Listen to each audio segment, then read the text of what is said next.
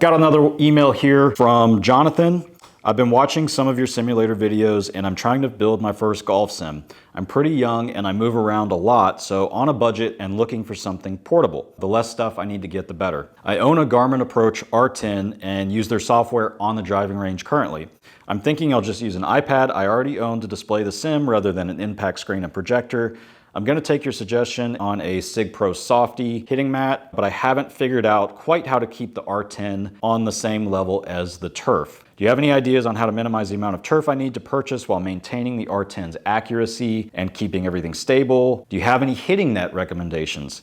Any advice is welcomed. So he's looking for a portable practice station, pretty much just using the iPad and the Garmin R10 that he already owns.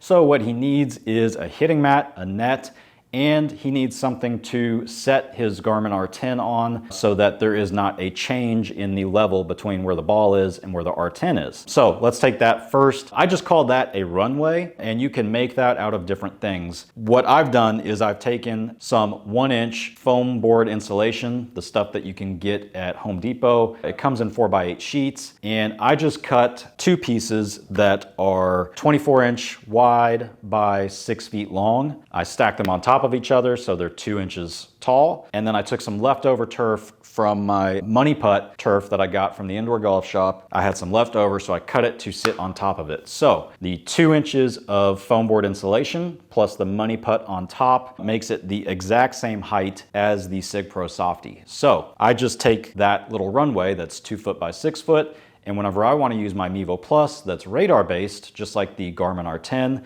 I just take that runway and line it up behind my hitting strip and set my Mevo Plus at the very end. Why do you want to do that? Because these radar launch monitors, the way radar works is it shoots out waves and it reflects off everything in front of it. And the reflection comes back to the unit, and that's what it reads. It's ideal to be sitting on the ground where the ball is rather than having it maybe 2.5 inches below.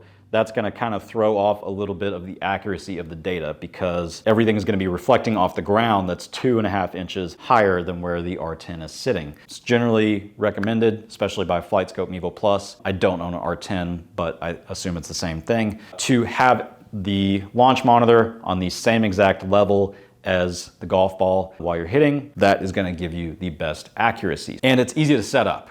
I recommend at least the runway be 18 inches wide, mine is 24. You could do it 12 inches wide, but in my mind, I just think the more kind of surface area in between the golf ball and there that would make it like normal ground, the better. The other question, hitting net. I've only owned one hitting net. I don't have it anymore, but it was the Net Return Pro V2. I had it right here where my enclosure is now, and I was very happy with that. The Net Return is pretty quick to put together and disassemble. You can leave it in place if you want, but it's a high quality net. You're not gonna have any holes in it or anything like that. It did a great job of collecting the ball, and they just kind of roll down and collect at the very bottom of it. I mean, I was very happy with it. I do have a discount code to the Net Return. I will put it in the description if you are gonna go with the Net Return.